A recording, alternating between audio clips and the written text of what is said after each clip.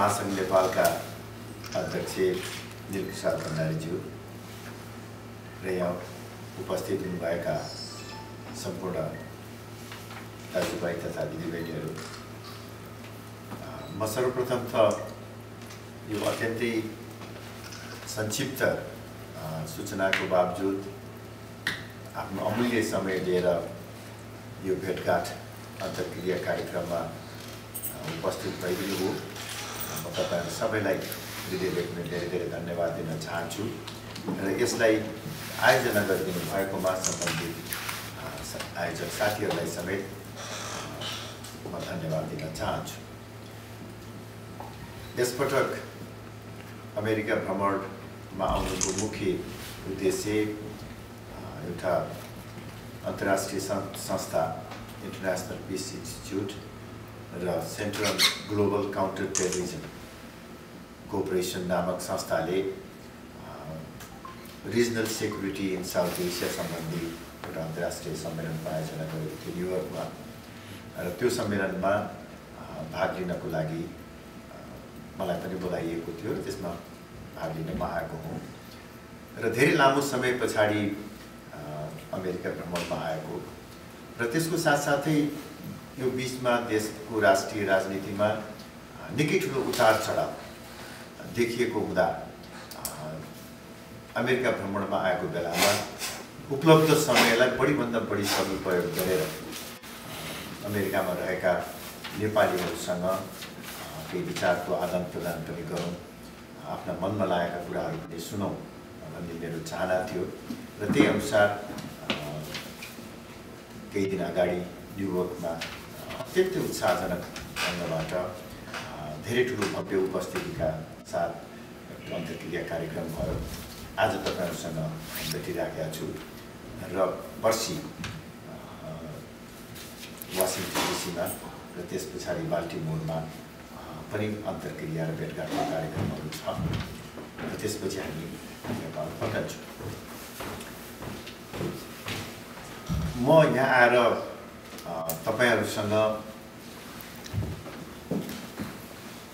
देशको अहिलेको वर्तमान परिस्थितिका बारेमा केही विचारको आदान प्रदान गर्न चाहन्छु र केही कुरा तपाईहरुको एउटा सद्भाव र स्नेहको पनि म आशा गरिराखेका छु। अहिले वास्तवमा हाम्रो देश अत्यन्तै कठिन अवस्थाबाट गुज्रिरहेको छ।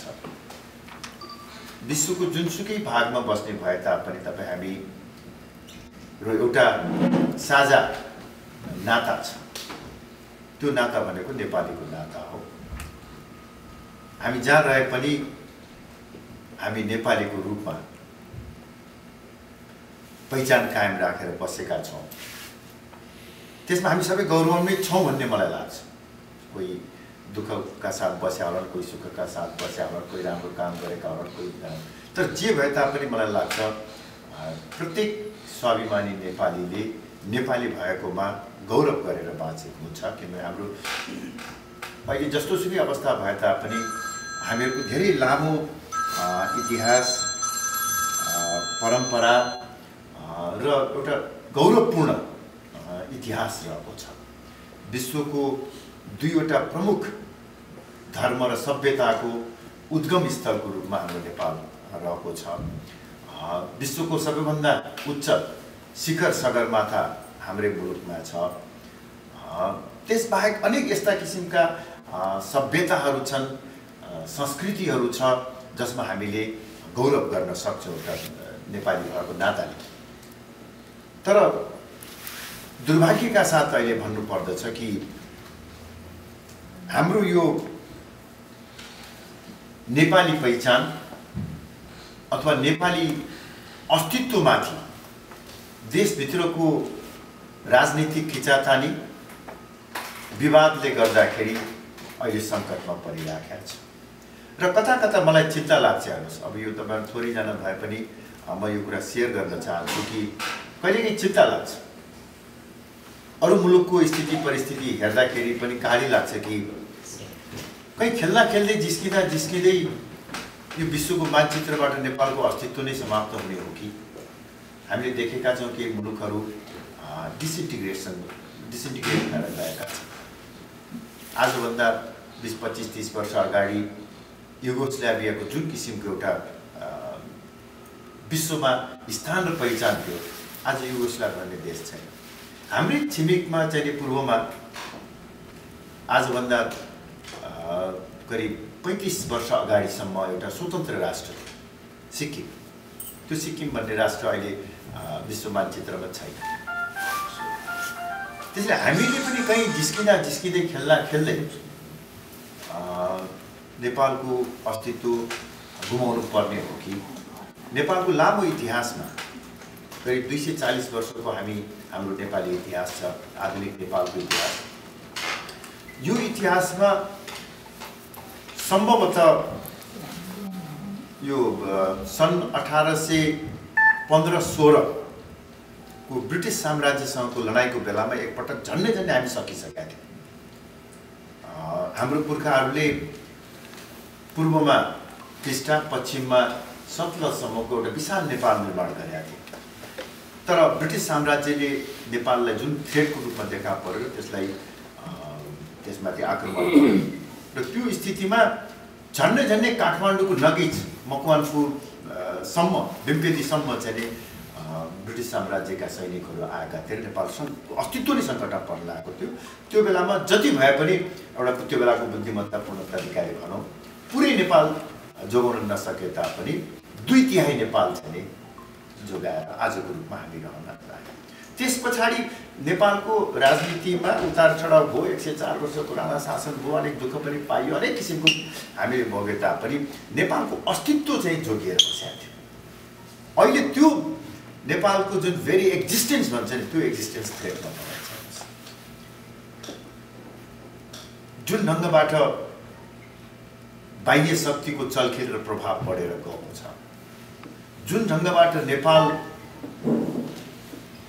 बाह्य शक्तिहरूको रणनीतिक प्रतिस्पर्धा स्थलको रूपमा विकास हुँदै गइराखेको छ, जुन ढङ्गबाट देशभित्रै जातीय, भाषिक र सांप्रदायिक भावनाहरू तीव्र रूपमा एउटा चाहिँ डढेलो लाग्दाखेरिको जुन एउटा रोक्दै एकपछि अर्को गर्दै चाहिँ सारा जङ्गल सखा भएको जस्तो स्थिति हुन्छ, त्यो किसिमको भावना भित्र चाहिँ तीव्र रूपमा बढेर गएको छ। यो सबै परिस्थिति त्यसबाहेक एउटा तपाईँहरू अब अमेरिकामा बस्नु भएको छ, पक्कै पनि धेरै कुराहरू बुझ्नु भएको छ। एउटा फेल्ड स्टेटमा हुनुपर्ने सबै क्यारेक्टरिस्टिक्सहरू अहिले हाम्रो देशमा विद्यमान भएको छ। प्रजातन्त्र सङ्कटमा छ, अर्थतन्त्र धराशयी भएर गइराखेका छ, ब्युरोक्रेसी तपाईँको यति धेरै पोलिटिसाइज भएको छ कि हरेक मन्त्रालय पार्टीको भागभण्डा जस्तो भएको छ। शिक्षाको पवित्र मन्दिरहरू पार्टीगत आधारमा भागभण्डा हुन्छ। यसरी समग्र रूपमा मैले यहाँलाई निवेदन गर्न खोजेको थिएँ, हाम्रो नेसन एज सच ए स्टेटमा छैन। त्यस कारणले गर्दा यो बेलामा हामी कुन पार्टीको, अघि किरण भाइले भन्नु कुन पार्टीको कुन विचारधाराको कता भन्ने भन्दा पनि अहिलेको देशको समग्र परिस्थितिलाई हामीले एउटा स्वाभिमानी राष्ट्रवादी देश र मातृभूमिलाई प्रेम गर्ने नेपालीको रूपमा सोच्नु पर्दछ र त्यसको जवाफ खोज्नु पर्दछ। मैले वास्तवमा जहाँ गएर पनि अहिले भन्ने कुरा यही नै हो। 5 वर्ष अगाडि, 5.5 वर्ष अगाडि देशमा धेरै ठुलो जनआन्दोलन भयो, हामी सबैलाई थाहा छ। त्यो आन्दोलन पछाडि, त्यो आन्दोलनको अहिले चर्चा यहाँ नगरौँ, त्यो आन्दोलन सकिसके पछाडि सम्पूर्ण राष्ट्र एकमत भएर, राजादेखि लिएर माओवादीसम्म सबै एकमत भए। एकमत भएर हामीले 5 वर्ष अगाडि एउटा यात्रा प्रारम्भ गऱ्यौँ। राजाले पनि आफ्नो सिर्जना राजाबाट भएन, अरू पनि सबैजना मिलेर एउटा चाहिँ 5 वर्ष अगाडि हामी 5.5 वर्ष अगाडि यात्रा प्रारम्भ गऱ्यौँ। बेसिकली 4वटा उद्देश्य बोकेर। 1, दिगो शान्तिको स्थापना गर्ने। 10 वर्षसम्मको जुन हिंसात्मक जनयुद्धको कारणले गर्दाखेरि 17,000 करिब मान्छेहरू मरे, धेरै ठुलो सङ्ख्यामा बेपत्ता भए, देशको चाहिँ भौतिक संरचनाहरू नष्ट भयो। त्यसैले कुनै पनि हालतमा देशमा शान्ति स्थापना होस् भनेर दिगो शान्तिको स्थापना पहिलो लक्ष्य थियो।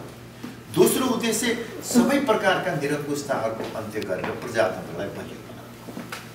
तेस्रो उद्देश्य जनताबाट छानिएका प्रतिनिधिहरूबाट नयाँ संविधान निर्माण गर्ने। यद्यपि हामीसँग पहिले पनि राम्रै संविधान नभएको होइन, तर चाहना चाहिँ नेपालीको धेरै अगाडि पनि देखा परेको थियो। बिचमा चाहिँ त्यो चाहिँ हामीले छोडिसकेका थियौँ कि जनताबाटै छानिएका प्रतिनिधिहरूबाट संविधान निर्माण होस् भन्ने जुन आवाज आयो, त्यो आवाजलाई सबैले स्वीकार गरे।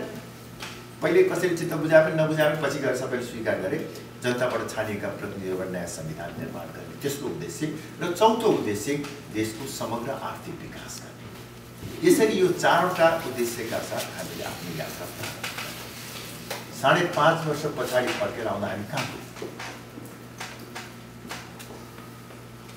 दिगो शान्तिको ठाउँमा मुलुकमा हिंसाको संस्कृतिको विकास भएको छ। म यसको धेरै लामो व्याख्या गरिरहन चाहन्न, यति भने पुग्छ कि देशमा अहिले चाहिँ हिंसाको संस्कृति विकास भएको छ। प्रजातन्त्रलाई बलियो बनाउने भनेको ठाउँमा हिजोका आन्दोलनकारी शक्तिहरूकै भाषालाई कोट गर्ने हो भने अहिले हाम्रो देश उग्र वामपन्थी चिन्तनमा आधारित सर्वसत्तावाद वा प्रजातन्त्रको आवरणमा नयाँ अधिनायकवादको सन्धानमा पुगेको छ। जनताबाट छानिएका प्रतिनिधिहरूबाट नयाँ संविधान निर्माण गर्ने सम्भावना करिब अहिले पनि शून्य प्राय नै देखिन्छ। देशको अर्थतन्त्रको कुरा गर्ने हो भने नेपालको अर्थतन्त्र अत्यन्तै कमजोर भएर केवल बाहिर बसेका नेपालीहरू, तपाईँहरू जस्तै चाहिँ विदेशमा बसेका नेपालीहरूले पठाउने रिमिटेन्सको आधारमा हाम्रो देशको अर्थतन्त्र चलिरहेछ। न उद्योग धन्दा खुलेको छ, न कुनै चाहिँ इन्भेस्टमेन्ट बढेको छ, न इम्प्लोइमेन्ट रोजगारीको अवस्था सिर्जना भएको छ। समग्र रूपमा देशको अर्थतन्त्र कमजोर भएको छ। यसरी 5 वर्ष अगाडि हामीले एकमत भएर चारवटा मुख्य उद्देश्य बोकेर यात्रा प्रारम्भ गरेको ठाउँमा त्यसको ठिक विपरीत गन्तव्यमा हामी किन पुग्यौँ? मलाई लाग्छ सबभन्दा पहिला हामीले खोज्नुपर्ने प्रश्न यो, हामी जहाँ जानु भनेर त्यहाँ नपुगेर किन चाहिँ अर्कै ठाउँ पुग्यौँ? मैले काठमाडौँ नेपालमा बारम्बार भन्ने गरेको छु, काठमाडौँबाट